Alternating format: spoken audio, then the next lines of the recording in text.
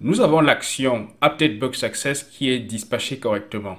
Ce qu'il ne nous reste plus qu'à faire, c'est de rentrer dans notre fonction réductrice et de compléter celle-ci en rajoutant l'action ou alors le nouveau state qui va être affiché lorsque nous aurons le cas de succès. Pour cela, rentrons simplement dans notre fichier book.reducer.ts et à l'intérieur de ce dernier, donc, nous allons donc rajouter une autre fonction qui va nous permettre d'écouter simplement le update book success. Dans ce cas, je vais prendre un on et à l'intérieur, je vais faire appel à nouveau à mon book actions et je vais appeler mon book action group et donc faire appel à update book success. Naturellement, nous aurons les mêmes choses que plus haut. Nous aurons le state d'abord. Et souvenons-nous que notre update book success a une propriété book. Et donc, nous pourrions donc lire cette propriété-là directement depuis avec la description d'objet. Donc, déstructuration d'objet autant pour moi.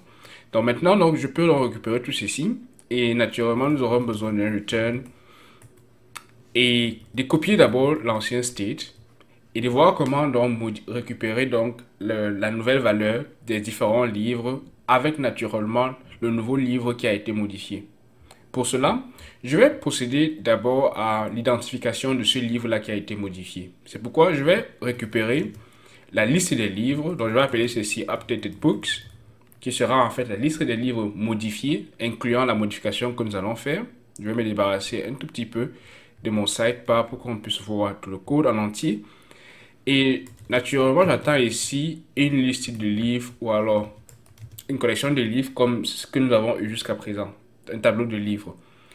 Ce qu'il faut faire, comme on a eu à le faire également dans le cas de la suppression, c'est que nous devons modifier l'élément dans l'arrêt sans toutefois muter l'arrêt. Donc, nous devons veiller à ce que notre arrêt ne puisse pas être soumis à une mutation.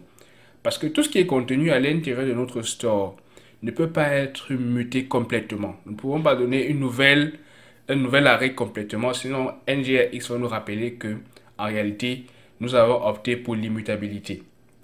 Raison pour laquelle, comme je l'ai fait dans le cas de filter, on peut se servir d'une des méthodes des arrêts sur JavaScript qui va nous permettre de modifier l'élément individuel à l'intérieur de notre arrêt sans avoir à modifier la structure complète de cet arrêt-là.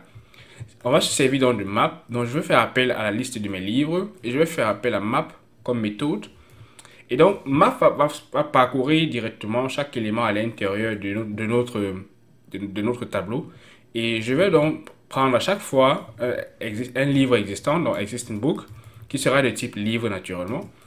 Et là, je vais faire une comparaison à chaque fois. Donc, je vais me dire que si ce livre-là, donc je vais prendre existing book, si l'identifiant de ce livre-là, puisque nous avons affaire à un identifiant maintenant, s'il est égal à l'identifiant du livre que nous avons, que nous recevons de notre action, alors dans ce cas, nous devons remplacer ce dernier-là. Donc, alors dans ce cas, il nous faut remplacer par le livre que nous avons reçu de l'action. Si ce n'est pas le cas, naturellement, il faut continuer dans la liste en prenant simplement le livre existant.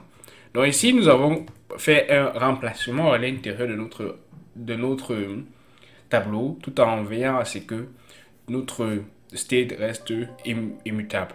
Donc maintenant, ce qui ne nous reste plus qu'à faire, c'est de se dire qu'on va aller dans notre store et de remplacer l'ancienne liste de livres par la nouvelle liste que nous avons. Donc là, je vais remplacer simplement books par updated books. En sauvegardant tout ceci, on peut désormais rentrer dans notre formulaire et dans notre tableau et essayer de modifier dans l'élément existant. Là, nous avons coulisses et on veut juste modifier le O par un O écrit en minuscule. Je vais taper sur modifier, remplacer le O que nous avons par un O minuscule et faire un submit. Nous allons voir que désormais, après un success, nous avons dans notre tableau désormais la valeur qui a été modifiée. Cela est pareil ici, à jamais, j'essaye donc d'actualiser mon tableau. Et je vais entrer une nouvelle valeur, test également test. Je vais faire un submit. Là, nous avons plusieurs valeurs à l'intérieur de notre tableau. Et si on veut modifier, par exemple, le premier, on va dire, par exemple, qu'on ne veut pas avoir test, on veut avoir Elson Book, par exemple. Et je vais faire un submit. Donc là, il va remplacer simplement l'objet qui a été modifié. Si par contre, je décide de modifier coulisses à nouveau avec un petit O et je fais un submit, il va se charger de remplacer simplement l'élément sans avoir à modifier l'ordre d'arrivée des différents objets dans l'intérieur de notre tableau. Donc ainsi, on peut gérer la modification des éléments à l'intérieur de notre store lorsqu'il s'agit des collections simples avec pas trop de complexité dans la construction de différents objets. J'insiste sur le fait qu'il s'agit des collections simples parce que dans une autre playlist, nous allons découvrir d'autres éléments qu'offre NGRX qui nous permettent de gérer des cas encore plus complexes ou alors des collections d'objets qui présentent une structure pas du tout assez simple. Maintenant que nous avons eu à gérer le cas de la suppression et de la modification, j'aimerais qu'avec vous, on puisse améliorer ce que nous avons jusqu'à présent. Par exemple, vous vous êtes rendu compte que lorsqu'on effectue la modification ou alors l'ajout, nous avons toujours les valeurs qui restent incluses à l'intérieur de notre array.